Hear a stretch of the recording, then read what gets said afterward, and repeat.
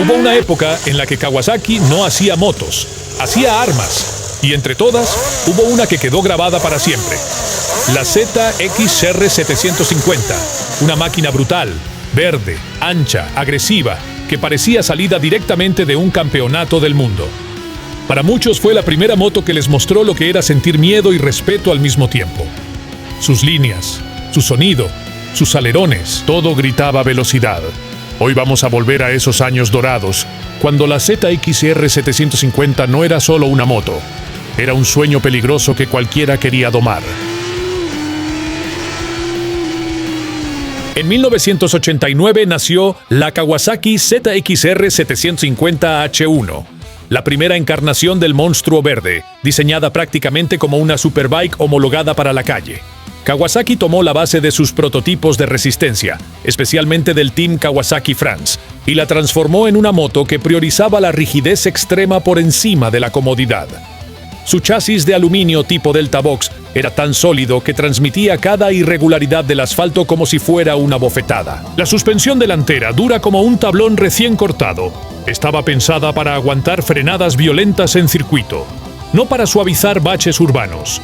Y el motor tetracilíndrico de 749 centímetros cúbicos entregaba poco abajo, pero explotaba con más de 100 caballos reales cuando subía de vueltas, convirtiéndola en un misil verde adelantado a su tiempo.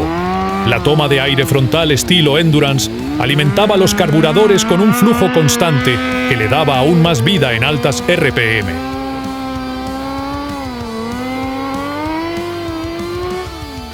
Kawasaki no buscaba elegancia, buscaba intimidación. El diseño agresivo, con ópticas compactas y carenado voluminoso, parecía sacado directamente del box de competición. En un mundo donde Honda preparaba la sofisticada RC30, Kawasaki respondió con brutalidad pura, creando una moto que más que conducirse, se domaba. Era una máquina honesta y cruel. Si cometías un error, te lo hacía saber sin misericordia, pero si la pilotabas bien, te recompensaba con sensaciones únicas. Su fama fue instantánea: dirección pesadísima en baja velocidad, entrada en curva violenta y una estabilidad firme solo cuando ibas realmente rápido, lo que generó respeto y miedo entre los pilotos aficionados. Frente a sus contemporáneas, la GSX-R 750 era más dócil, más equilibrada y pensada para un público más amplio. La FZR 750 era más refinada y tecnológica, con un comportamiento suave. Y la Honda RC30 era directamente un arma de élite inalcanzable. Aún así, la ZX-R se ganó un título único. Era, sin discusión, la más bruta del grupo.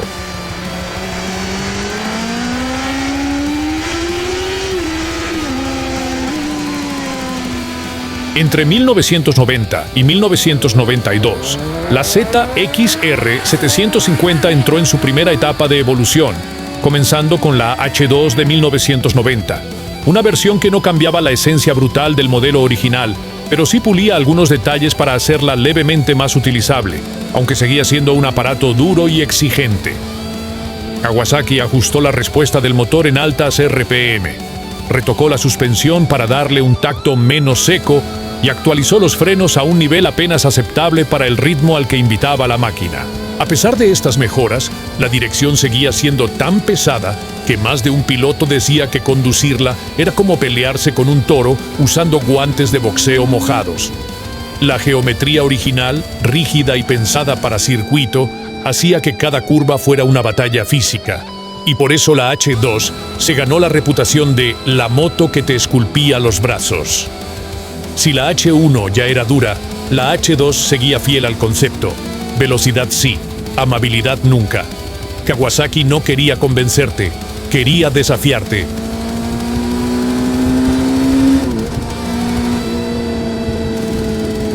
En 1991 llegó la verdadera revolución, la ZX-R 750 J1 y J2.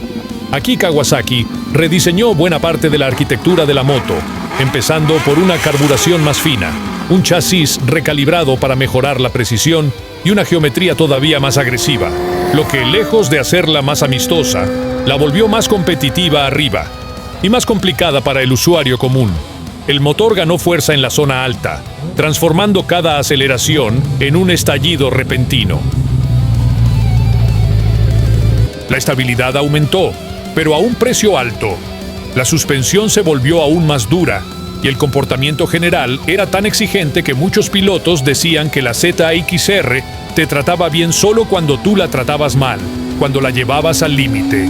Era, como decía el narrador de una serie, como salir con alguien hermosa pero emocionalmente inestable, maravillosa cuando fluía, terrorífica cuando algo no encajaba. Cualquier error se multiplicaba por 10 y la moto te lo devolvía sin filtro. Con estas versiones, empezaron a aparecer los problemas típicos que marcarían la fama de la ZX-R.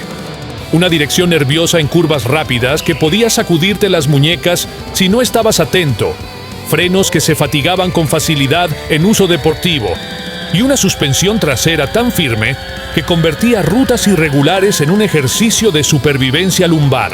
La llegada de la Kawasaki ZX-R 750L1 en 1993 marcó el inicio de la era dorada del modelo, una etapa donde Kawasaki decidió dejar de pulir detalles y directamente convertir la moto en un arma pensada para la guerra en superbikes. El chasis se reforzó con una rigidez casi absurda, el motor recibió una admisión más eficiente y el diseño adoptó un aire mucho más agresivo con las icónicas orejas de elefante del sistema Ram Air, que parecían decirle al mundo, sí, entro aire, y mucho. La L1 no solo ganaba en potencia, sino también en carácter. Más respuesta a medio régimen, más rabia arriba y una banda sonora metálica que se sentía como una motosierra enfurecida cuando el Ram Air entraba en acción en autopista. Comparada con la CBR 900RR, que se volvió ultraligera, la ZX-R era puro músculo y rigidez. Frente a la GSX-R 750, más dócil, la Kawasaki era una declaración de principios. Potencia primero, comodidad después, tu columna en algún momento.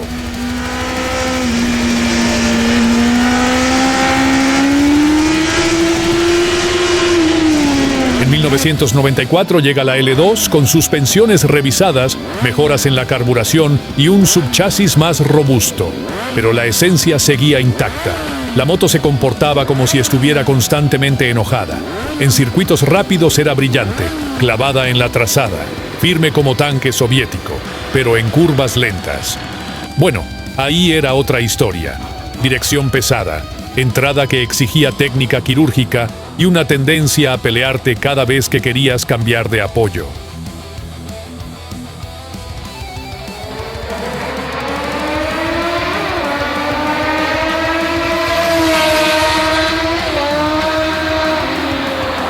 Para 1995 llega la L3, la cúspide de esta generación. Kawasaki refinó la geometría, mejoró la respuesta del carburador y ajustó la suspensión delantera. ¿Era más amable? No, solo era un poco menos cruel. Seguía castigando muñecas, seguía nerviosa en curvas rápidas y seguía frenando con ese sistema que, en largas sesiones, se fatigaba como si estuvieras intentando detener un tren con 2 discos de bicicleta. Pero aún así, la moto enamoraba. La ZX-R 750 de esta era se transformó en una leyenda porque era exactamente lo que prometía. Una moto exigente, bruta, directa y con una estética de superbike pura, sin filtros ni suavidades. Fue la máquina que más identificó a quienes buscaban sensaciones reales, no comodidad. Su impacto en el motociclismo fue enorme, inspiró generaciones de pilotos, consolidó la idea del Ram Air en motos deportivas y puso a Kawasaki en el mapa de las superbikes para valientes. Y la Kawasaki ZX-R 750 no solo fue una sportbike salvaje para la calle, también se convirtió en la plataforma que dio vida a la legendaria ZX-R 7, la máquina con la que Kawasaki decidió enfrentarse cara a cara con gigantes como Honda, Ducati y Yamaha en el Campeonato Mundial de Superbikes. La ZX-R 7 era prácticamente una pieza de ingeniería artesanal. Su motor, basado en el 750 pero completamente destripado y reconstruido para competición. Ese motor alcanzaba entre 140 y 150 caballos reales, una cifra brutal para principios de los 90.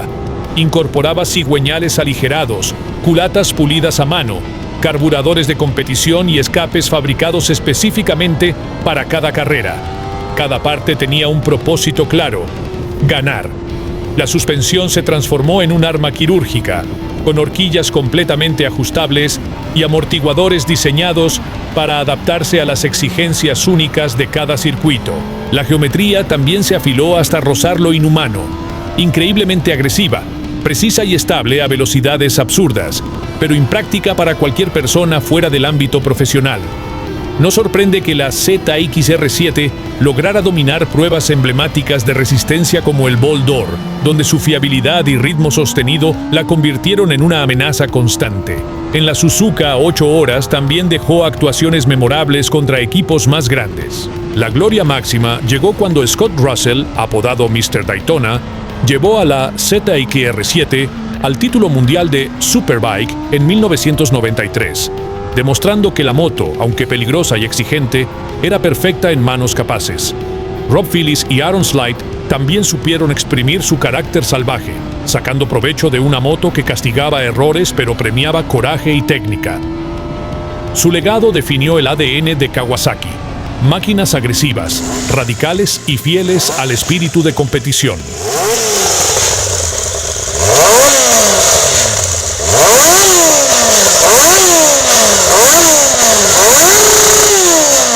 Y así, después de décadas de miedo, respeto, culto y cicatrices, la Kawasaki ZXR 750 dejó algo que ninguna ficha técnica puede explicar. Porque esta moto no fue un producto ni una estrategia de mercado. Fue un grito metálico, verde y brutal que parecía decir: si querés velocidad, vas a tener que ganártela. Mientras Honda hacía motos dóciles y Suzuki buscaba equilibrio, Kawasaki decidió crear la más salvaje. La ZXR fue una moto que te temblaba en las manos, que castigaba cada error, que te obligaba a pelear la dirección, a rezarle a los frenos y a confiar en que la suspensión no te escupiera hacia el infinito. Una máquina hecha para pilotos, no para usuarios. Temida, subestimada, incomprendida. Pero en las manos correctas se transformaba en un arma quirúrgica, capaz de hacer temblar hasta al más experimentado. Scott Russell lo sabía, los héroes de resistencia lo sabían, y cualquiera que haya logrado domarla también sabe una verdad simple: la ZXR 750 no era para cualquiera, era para los que se animaban a mirar a la muerte y sonreír.